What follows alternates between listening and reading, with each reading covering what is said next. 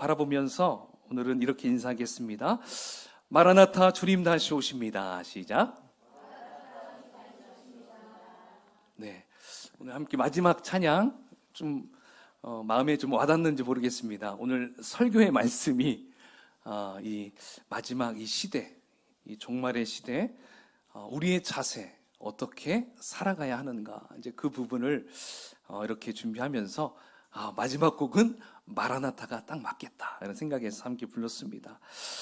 자, 여러분들은 종말 하면 어떤 생각을 하십니까? 대부분 두 가지 정도 우리는 생각할 수 있을 거예요. 내 인생의 마지막, 그렇죠? 생명이 다하는 그때가 나의 마지막 종말이다 생각할 수 있고요. 또 하나는 이 세상의 마지막 날, 이렇게 우리가 생각할 수 있을 것입니다. 자, 그러면 이렇게 내 인생의 마지막 날이든 또 이 세상의 마지막 날이든 여러분 그 날이 언제인지, 몇 날, 몇 시, 몇 분, 이걸 여러분 아는 게 좋겠습니까? 모르는 게 좋겠습니까? 아는 게 좋겠습니까? 예, 모르는 게 좋겠죠. 예, 만약에 여러분 내일 죽는다고 딱 정해놓고 산다면 오늘 어떻게 살까요? 예, 되게 열심히 살 수도 있겠죠. 예, 또는 비관적으로 내 인생 20, 30년 사는 것도 아니고 내일이면 끝나는데 알아서 대충 살지 이렇게 될 수도 있어요. 그러니까 제가 생각할 때는 모르는 것이, 마지막 내가 죽을 날이 언제인지, 이 세상의 마지막 끝이 언제인지 내가 모르는 것이 더 오히려 사는데 편하지 않을까 또 생각을 해봤습니다. 자, 그런데 하나님께서 여러분 이 세상을 창조하신 이후에, 죄가 사람들에게 들어온 이후부터 온 인류는 지금 이 시대를 살아가는 우리와 같이 늘 마지막 때가 언제인지, 또 그때가 되면 어떠한 일들이 벌어질 것인가에 대해서 늘 궁금해하면서 살아왔습니다. 자, 그렇죠. 지금도 우리는 마지막 때 무슨 일이 벌어질까? 오늘 제자들도 마지막 때 무슨 징조가 벌어집니까? 이렇게 예수님께 물어봐요. 그러니까 하나님께서 아담과 하와를 창조한 이후부터 세상은 늘 마지막에 대한 어떤 두려움에 대해서 살고 있었습니다. 여러분, 예수님께서 창조하신 이후에 가장 첫 번째 심판이 무슨 심판이었죠? 노아 방주, 물의 심판이었습니다. 자, 이런 물의 심판을 통해서 이제 하나님은 깨끗이 이 지구를 청소했어요. 정리를 다 했습니다. 그래서 그 날이 바로 마지막 날이었어요. 홍수가 일어나는 그 시점이 바로 그 지구의 마지막 날이라고 생각할 수 있었습니다. 근데 노아의 자녀들, 여러분 깨끗한 삶을, 주님이 기뻐하는 삶을 살았습니까? 아니죠. 또다시 인간들은 죄악 가운데 살게 되죠. 그래서 하나님과 이 인간들이 대등해 보려고 하나님을 넘어서기 위해서 인간들이 무엇을 만듭니까? 바벨탑을 만들죠. 창세기 여러분 기억하시죠? 이 바벨탑을 막 쌓게 됩니다. 결국 하나님은 그 바벨탑을 쌓는 그 인간들을 어떻게 흩으십니까? 그때까지는 동일한 언어였어요. 언어가 하나밖에 없었어요. 그래서 이들의 언어를 다 다르게 만들어버렸어요. 혼잡하게 만들었죠. 그러니까 서로 있어봐야 말이 안 통하니까 같이 살 수가 없어요. 그래서 말이 통하는 사람들끼리 흩어집니다. 그래서 지구의 모든 대륙 쪽으로 그때 다 흩어지게 되게 됐죠. 바로 이것이 하나님의 두 번째, 또 언어로서의 심판을 하십니다. 자, 그 이후에 하나님께서는 이제 아브라함이라는 한 인물을 택하셔서 그와 그의 혈통을 통해서 하나님의 뜻을 또다시 이루어 가시죠. 그래서 그 하나의 작은 부족, 이 아브라함을 통해서 나오는 그 가족들이 이제 어떻게 됩니까? 하나의 큰 민족이 되죠. 그래서 그 민족을 이루게 되어서 여러분 그 민족의 이름이 뭐죠? 시작. 이스라엘. 예, 이스라엘이죠. 예, 그 민족이 바로 이스라엘이에요. 자, 이스라엘은 영원할 줄 알았어요. 이제 탄탄대로로 갈 줄 알았습니다. 그런데 이 이스라엘이 우리나라처럼 남과 북으로 딱 갈라져 버렸어요. 북쪽은 북방 이스라엘, 남쪽은 남유다. 이렇게 나눠져 버렸어요. 근데 나눠지고 끝이 아니었어요. 결국 이방 나라로부터 이 북방 이스라엘, 남유다는 어떻게 됐습니까? 다 멸망하고 맙니다. 그래서 여러분 구약 성경 제일 마지막에 무슨 성경이 있어요? 말라기가 있죠. 말라기. 예. 이 말라기는 말라기 선지자의 이름을 따서 말라기라고 썼어요. 자, 말라기까지는 하나님이 말씀하셨어요. 자, 하나님께서 예언의 말씀도 주시고 백성들을 어떻게 할 수 있도록 그렇게 쭉 얘기해 주셨어요. 근데 말라기 선지자 이후에 400년 동안 하나님은 침묵하셨습니다. 그래서 그때는 암흑기라고도 이야기를 해요. 자, 이제 유대인들은 400년 동안 아무런 말씀이 없으니까 여러분 어떤 생각을 했겠습니까? 야, 이제 드디어 종말의 때가 가까이 왔다. 그러면서 이들은 당시 로마 제국의 속국이었기 때문에 야, 우리를 이렇게 이 로마로부터 해방시켜 줄 수 있는 예언했던 그 메시아를 이들은 기다리고 있었던 거죠. 모든 악을 멸절시킬 줄 만한 이 메시아가 오실 것을 갈망했어요. 자, 그렇게 갈망했는데 여러분 누가 오셨습니까? 예수님이 지금으로부터 2000년 전에 예수님이 이 땅에 오셨죠. 성인의 모습으로 왔나요? 아니죠. 아기, 그 여성, 그 마리아의 태를 빌려서 나오게 되셨어요. 자, 근데 분명히 우리 예수님은 말씀의 예언대로 유대 땅 베들레헴에 초림주로 오셨음에도 예수님을 인정했습니까? 안 했습니까? 예수님을 메시아로 인정했나요? 인정하지 않았습니다. 왜 인정하지 않았을까요? 그 이유는 자신들이 생각했던 메시아와 달랐어요. 당시 이러한 배경 속에서 이제 우리 예수님은 오늘 제자들과 함께 예루살렘 성전에 들어가셨다가 나오는 길이었어요. 그러니까 여러분, 많은 사람들은 메시아를 기다렸는데 본인이 원하는 자신들의 이상형의 메시아가 아니었어요. 그러니까 메시아로 생각하지 않았어요. 하지만 예수님은 하나님의 뜻을 이루어 가셨어요. 그래서 3년의 공생활을 쭉 이루어 주시고 이제 마지막 길로 접어들게 됐었던 것이죠. 자, 그래서 이제 현재 예루살렘 성전은 그 당시에는 헤롯 성전이었어요. 이 헤롯이 그 성전을 다시 재건을 했던 것이죠. 근데 제자들이 헤롯 성전을 딱 보니까 어떤 마음이 들었냐면, 야, 이렇게 화려할 수가, 아니 어떻게 인간이 이러한 창조라고 하면 되겠죠. 어떻게 이러한 작품을 만들 수 있을까? 막 그러한 마음이 들었어요. 완전 도취됐어요.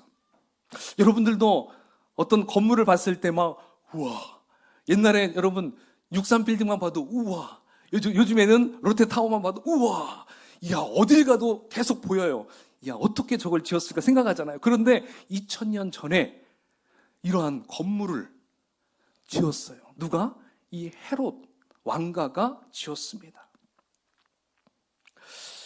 자, 그래서 이렇게 화려한 성전을 보면서 주님께 질문을 하고 있어요. 우리 1절 말씀을 함께 같이 읽어보겠습니다. 1절 말씀 시작. 예수께서 성전에서 나가실 때에 제자 중 하나가 이르되 이 돌들이 어떠하며 이 건물들이 어떠하니까. 자, 여러분, 예수님의 제자들은 신분이 무엇이었습니까? 어부, 갈릴리 촌사람들이었어요. 그러니까 지금 예루살렘에 와서 헤롯 성전을 딱 봤을 때 놀라움 그 자체였던 것이죠. 그래서 이 헤롯 성전, 여러분, 이 헤롯 성전은 어떤 목적으로 이걸 계속 멋지게 지었을까요? 그것은 헤롯 왕가, 그죠? 여러분, 헤롯은 정통 유대인이 아니에요. 그렇죠? 근데 헤롯 왕가가 자신들의 업적을 기념하기 위해서 건물을 지었고요. 그리고 유대인들의 환심을 사기 위해서 그런 목적으로 이 건물을 굉장히 멋있게 지었던 것입니다. 그래서 성전의 외벽은 흰 대리석으로 만들었어요. 그림을 한번 제가 준비했는데요. 지금은 이 성이 존재하지 않겠죠? 무너졌어요. 자, 이건 이제 예상 그림으로 이제 건축물을 만들어 놓은 것이죠. 지붕은 금으로 입혔어요. 그래서 태양이 비칠 때마다 반짝반짝 빛이 나서 마치 황금산처럼 보여질 정도였어요. 돌 하나의 크기는 그냥 이만한 돌이 아니에요. 15m. 15m면 돌 하나가 여기서 저기까지. 여러분들이 저 뒤에까지가 보통 그 정도의 크기, 돌 하나가 15m, 높이가 2.5m. 그러니까 우리 내부 건물이 벽돌 하나 정도가 된다는 거예요. 엄청난 거죠. 자, 그러니까 이 돌을 어떻게 옮겼는가도 정말 이건 불가사의한 일이었습니다. 근데 여러분, 이 성전이 완공한 시점이 AD 65년이에요. 자, 그러면 지금 제자들과 예수님과 나누는 이때는 완공이 됐을 때인가요? 안 됐을 때인가요? 완공이 안 됐을 때예요. 그 전입니다. 지금도 항상 계속적으로 짓고 있을 때였어요. 그런데 그 성전의 위용은 탄성을 자낼 정도였죠. 자, 그렇게 제자들은 그 화려함에 놀랄 수밖에 없었어요. 이러한 놀라움 속에서 예수님께 질문했던 거예요. 예수님, 어떻게 이런 건물이 있을 수 있을까요? 저기 돌들을 보십시오. 저 벽돌을 보세요. 야, 이 건물 엄청나지 않습니까? 예수님께 묻습니다. 그러면 예수님께서도 야, 정말 대단하다. 그렇지? 이렇게 나와야 할 것 같은데 우리 예수님은 전혀 다른 반응을 보이십니다. 자, 2절 말씀을 읽어보겠습니다. 시작. 예수께서 이르시되 내가 이 큰 건물들을 보느냐? 돌 하나도 돌 위에 남지 않고 다 무너뜨려지리라 하시니라. 아멘. 예수님께서는 얘들아, 이 성전 앞으로 돌 하나 위에 돌이 남지 않을 정도로 다 무너질 것이다. 다 파괴될 것이다. 이렇게 말씀해 주셨다는 것이죠. 자, 여러분, 여기에서 우리는 이 성전을 바라보는 예수님과 제자들의 관점이 다르다는 것을 발견할 수 있어요. 자, 지금 제자들은 무슨 관점으로 저 성전을 보고 있을까요? 유대인들의 관점으로 보고 있어요. 그러나 우리 예수님께서는 그 유대인들의 관점으로 보고 있는 그 성전을 어떻게 한다고 했어요? 파괴한다라고 선포하고 있어요. 그러니까 여러분, 제가 지난주에 설교했던 거 혹시 여러분 기억나십니까? 막 어수선했지만 성전을 청결하시는 우리 예수님에 대해서 함께 배웠잖아요. 그렇죠? 그래가지고 이 성전이 무슨 소굴이라고 했어요? 강도의 소굴이라고 하시면서 막 다 엎어버렸잖아요.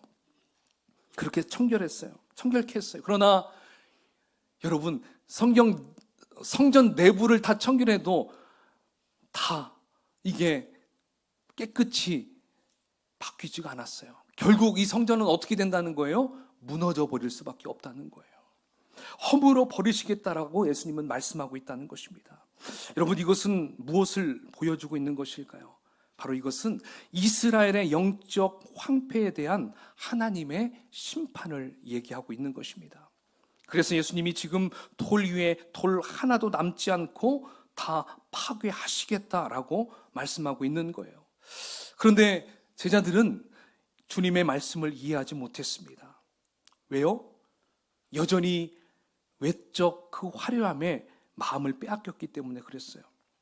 이렇게 제자들은 사라져 없어질 성전의 화려함에 도취되어서 진짜 성전이신, 진정한 성전이신 우리 예수 그리스도를 보지 못하고 있다는 것이었습니다.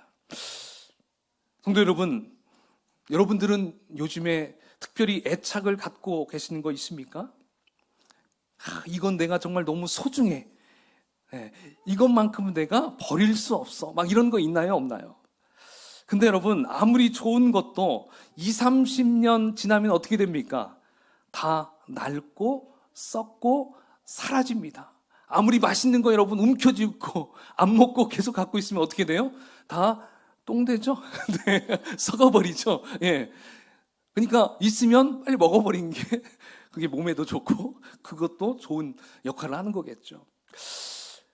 저희들도 이제 저희가 지난주 월요일 날 이사했잖아요.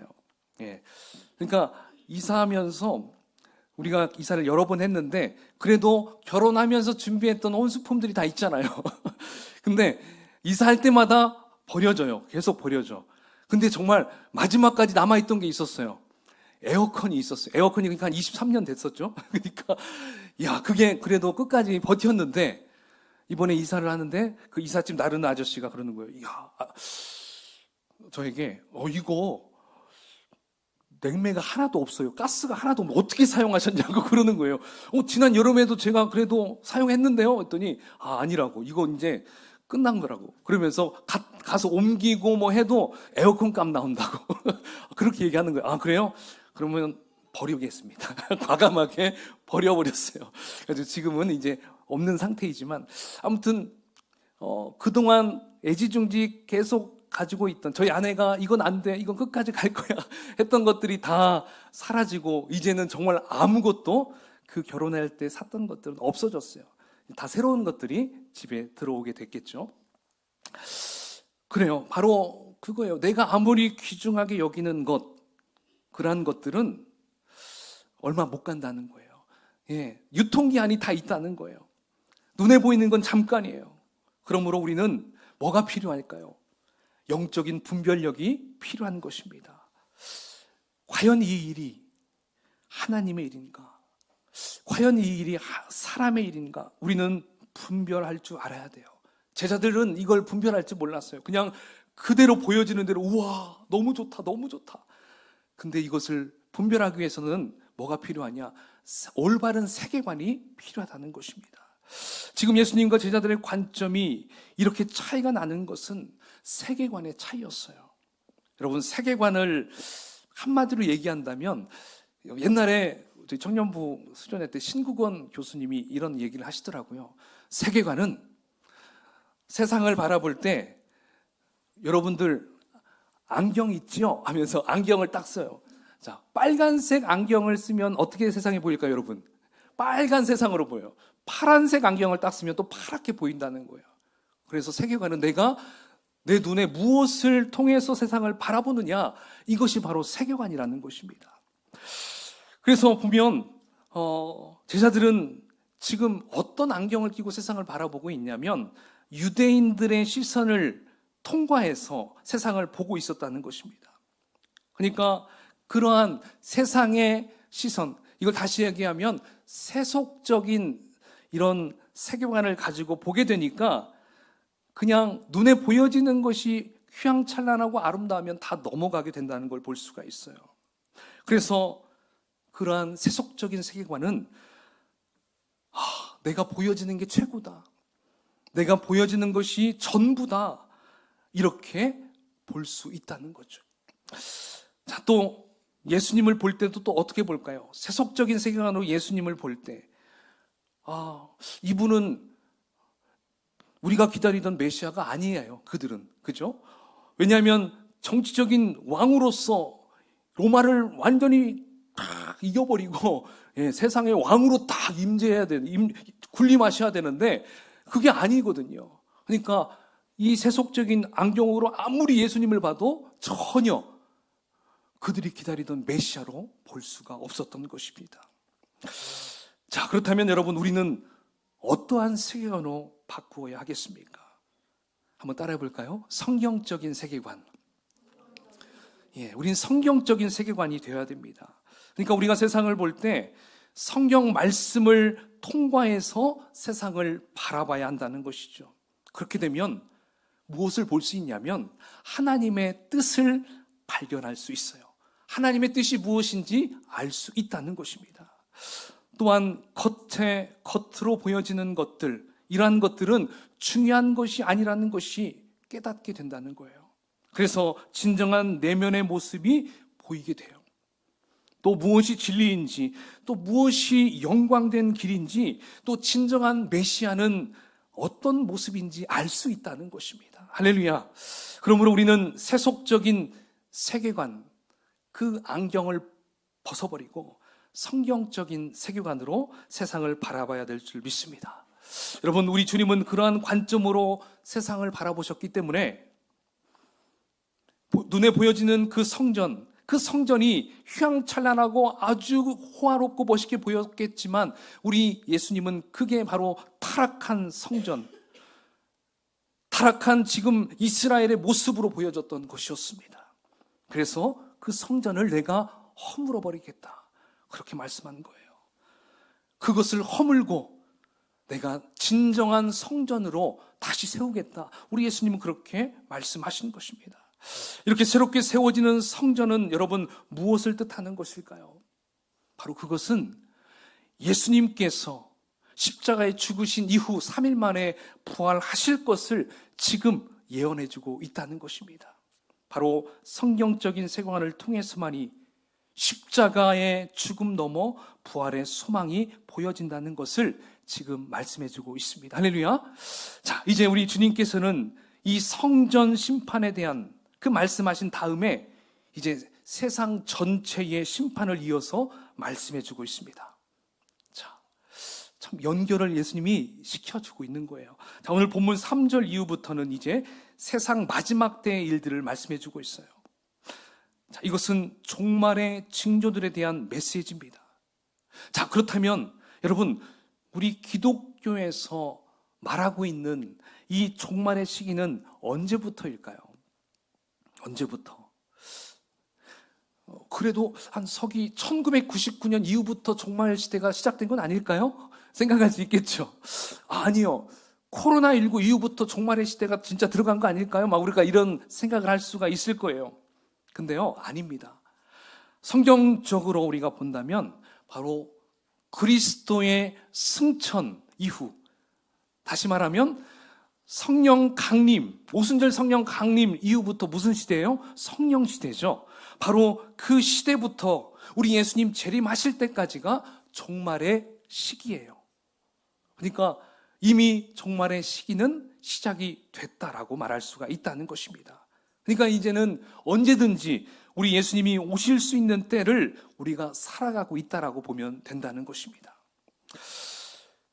자, 예수님께서 성전 파괴에 대해서 이렇게 말씀해 주시니까 이제 베드로와 야고보와 요한과 안드레가 예수님께 조용히 묻습니다. 자, 물어보는 내용이 4절입니다. 자, 함께 4절을 읽어볼까요? 시작. 우리에게 이르소서, 어느 때에 이런 일이 있겠사오며 이 모든 일이 이루어지려 할 때에 무슨 징조가 있사오리까? 지금 제자들은 두 가지를 묻고 있어요. 한 가지는 예수님께서 말씀하신 그 성전 파괴는 도대체 언제 일어납니까? 자, 두 번째는 이 모든 일이 이루어지려 할 때는 무슨 징조가 있습니까? 이렇게 물어보고 있어요. 자, 근데 이 두 번째 질문, 이 모든 일이 이루어진다는 것, 여러분, 이것은 바로 이 세상 종말에 관한 질문으로 보는 것이 일반적인 해석이라고 합니다. 그러니까 마지막 심판이 있기 전에 어떠한 징조가 일어납니까? 이것을 묻고 있는 것입니다. 그래서 예수님은 첫 번째 질문에 대해서는 특별한 답을 하지 않았어요. 근데 실제 AD 70년에 디토에 의해서 저 성전이 완전히 무너지는 것이 실제 역사적으로 나타나요. 자, 근데 우리 예수님은 지금 두 번째, 이 세상 마지막 때 일어날 징조에 대해서 예언해 주시고 있는데요. 자, 우리 주님은 뭐라고 말씀하시냐면 5절과 6절을 통해서 말씀하십니다. 함께 읽어보겠습니다. 시작. 예수께서 이르시되 너희가 사람의 미혹을 받지 않도록 주의하라. 많은 사람이 내 이름으로 와서 이르되 내가 그러하여 많은 사람을 미혹하리라. 아멘. 자, 오늘은 첫 번째 징조에 대해서 말씀해 주고 있는데요. 자, 그 징조는 뭐예요? 미혹하는 자들이 출현합니다. 미혹하는 자. 그러니까 마지막 시대에 일어날 첫 번째 현상은 영적인 미혹이라는 것입니다. 여러분, 미혹 무슨 뜻일까요? 국어사전에 찾아보면 이런 뜻이에요. 무엇인가에 홀려서 정신을 차리지 못하는 것. 예. 그냥 와, 그냥 그대로 그거에 대해서 혹 빠져버리는 것을 미혹이라고 해요. 근데 성경 안에서는 또 이런 뜻이 있어요. 길을 잃게 하다라는 의미가 있어요. 길을 잃게 하다. 근데 길을 잃어버리는 정도가 그냥 나 길 잃어버렸네 어떻게 하지? 이것이 아니라요. 내가 어떤 거짓된 진리에 딱 빠졌을 때 그 거짓된 진리에 대해서 확신을 가져요. 야, 이게 진짜구나 이렇게 가져요. 그래서 그 비진리를 적극적으로 따른다는 거예요. 바로 그게 미혹이다라고 말합니다. 그러니까 여러분, 미혹에 빠져 있는 그러니까 이단의 미혹에 빠져 있는 사람 혹시 여러분 본 적 있으십니까?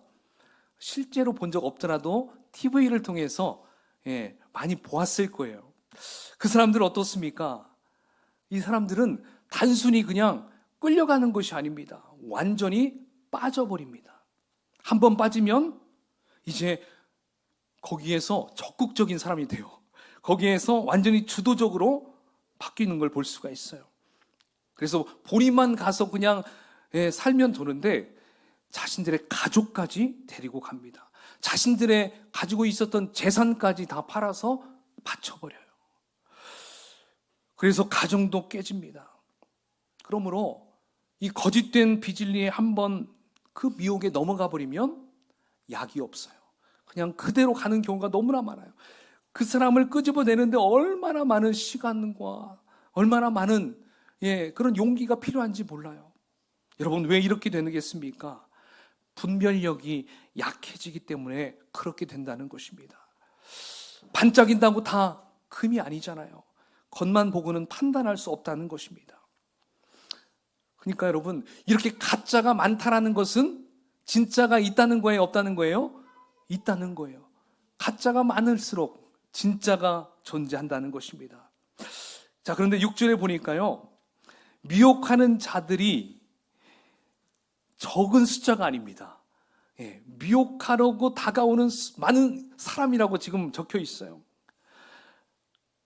실제적으로 많은 사람들이 내가 재림 예수다, 내가 하나님이다, 내가 성령님이다 이렇게 이야기하는 사람들이 우리나라에만 해도요 한 30-40명 된대요. 엄청 많죠. 저 옛날에 아름다운 교회에 있는데 어떤 분이 와가지고 자기가 예수라고 하면서 저희가 막 와가지고 막 저를 막 미혹하려고 하는 거예요. 제가 누군지 알고 그래요, 와보시라고. 그래서 식당에 데려가서 한번 손 한번 펼쳐보시죠. 네. 못자국이 없네요. 제가 이제 당신 가짜입니다. 네. 예수님은 부활하시고 손에 뭐가 있어요? 못자국이 있어요.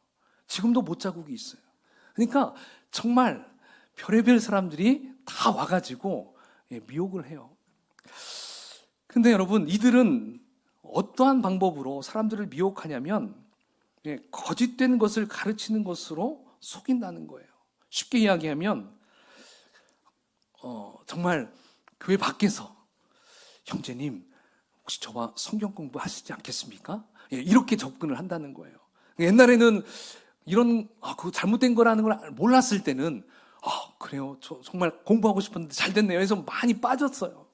그렇게 꼬셔가지고 넘어가는 사람들이 참 많았어요. 근데 이제 그게 아니까 또 다른 방법으로 설문조사를 통해서 막 오게 하잖아요. 그리고 대학교 같은 데서는 동아리를 막 만들어요. 산악 동아리. 그래가지고 와서 막 하면서 이상한 지표로 막 데리고 가가지고 막 거기에서 빠지게 만드는 경우도 있고요. 그러니까 정말 아주 교묘하게 접근하는 걸 볼 수가 있다는 것입니다.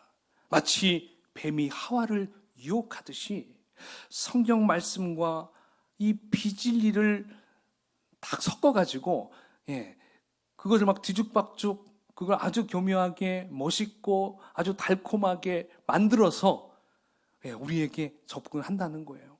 그러니까 이들은요 좀 엉뚱깽뚱한 걸 가지고 와서 믿으라는 것이 아닙니다. 처음에는 우리도 잘 아는 말씀, 그러니까 하나님의 말씀으로 이들도 접근을 해요. 마귀도 그러잖아요. 예수님을 시험하실 때 하나님의 말씀으로 넘어뜨리려고 막 했잖아요. 그러니까 이들의 계략은 다 그렇게 접근을 하는 걸 볼 수가 있습니다. 자, 우리가 근데 제대로 잘 알지 못하면 무슨 일이 벌어지냐면, 야, 너무나 신선해. 야, 어떻게 이런 말씀을 이렇게 해석할 수가 있지? 그러면서 그냥 빠져버릴 수 있어요. 우리 목사님은 이런 얘기 안 해줬었는데. 그러면서 그냥 훅 넘어갈 수 있다는 것입니다. 그러니까 여러분, 앞으로 이런 부분을 주의해야 됩니다. 혹시 지금까지 들어보지 않았던 해석이라고 느껴서 누군가 여러분에게 접근했을 때, 여러분 그때 주의해야 됩니다. 또 내가 고민했던 것들을 아주 속 시원하게 풀어주는 것 같은 느낌이 들었을 때, 또 나에게 굉장한 애정과 관심을 가지고 나에게 모든 것을 다 주려는 그런 마음이 보여질 때, 그때 여러분 어떻게 해야 될까요? 저에게 오셔야 됩니다. 저에게 와서, 목사님, 누가 이런 얘기를 했는데 어떤 거예요? 그러면 여러분 제가 분명하게 얘기해 줄 거예요. 그건 잘못된 길입니다. 근데 여러분, 목사님한테 얘기 안 해야지 하고 그냥 이렇게 하다 보면요, 어느 순간 잘못된 길로 갈 수가 있다는 거예요. 그러니까 여러분, 꼭 그 부분은 여러분들의 목장의 목자님, 목녀님에게도 꼭 얘기해야 되고요. 그리고 저에게도 그 부분을 상담을 해줘야 여러분들이 잘못된 길로 가지 않는다는 것입니다. 그냥 여러분 깜냥 내가 아는 거, 내가 가지고 있는 것으로 막 이렇게 하려고 하면 넘어질 수밖에 없다는 것, 여러분 꼭 기억했으면 좋겠습니다. 여러분, 미혹에 빠지는 사람 따로 있는 것이 아니에요. 미혹하는 자를 만나서 그 사람의 가르침을 받으면 대부분 속아 넘어갈 수밖에 없어요. 그러니까 여러분, 요한일서 4장 1절에 이런 말씀이 있어요. 한번 읽어볼까요? 시작. 사랑하는 자들아, 영을 다 믿지 말고 오직 영들이 하나님께 속하였나 분별하라. 많은 거짓 선지자가 세상에 나왔음이라. 아멘. 여러분, 미혹의 영은 생각보다 강합니다. 평소에 똑똑하고 사리분별로 잘하는 사람들도, 대학 교수들도 어이없게 넘어가는 걸 많이 봅니다. 그러니까 이것은 지식의 문제가 아니라 바로 영의 문제이기 때문에 그렇다는 거예요. 자, 그러면 여러분, 우리는 어떻게 해야 할까요? 오늘 본문 5절에 예수님이 말씀하십니다. 사람의 미혹을 받지 않도록 주의하라고 말씀하셨어요. 주의하라. 이것은, 이 시제는요, 완료형이 아니에요. 미완료 시제입니다. 그러니까 우리가 주님 오실 때까지, 심판의 날 직전까지 우리는 주의하고 경계하며 살아야 한다. 방심하면 안 된다. 이것을 예수님이 말씀해주고 있다는 것입니다. 사실 여러분, 혼자서 이 미혹에 대해서 주의하고 경계한다는 것은 한계가 있어요. 그래서 주님께서는 우리에게 무엇을 주셨냐면 하나의 공동체를 우리에게 주셨습니다. 그것이 바로 뭘까요? 교회입니다.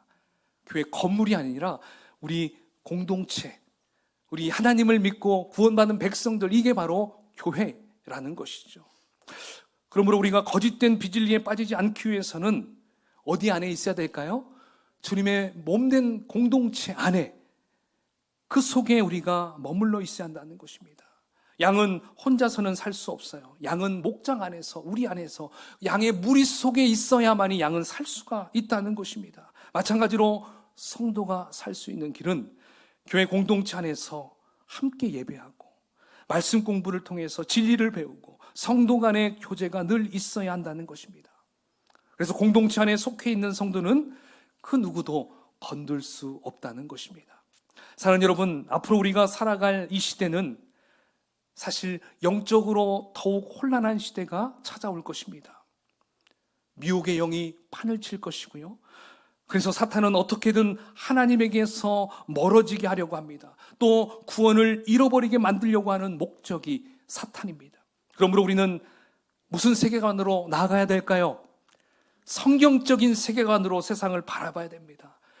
그 세계관을 통해서 영을 분별해야 되고, 그리고 교회 공동체 안에서 더욱 진리의 말씀을 배우고 기도와 또 성도와의 교제가 더욱 풍성하게 되어야 한다는 거예요.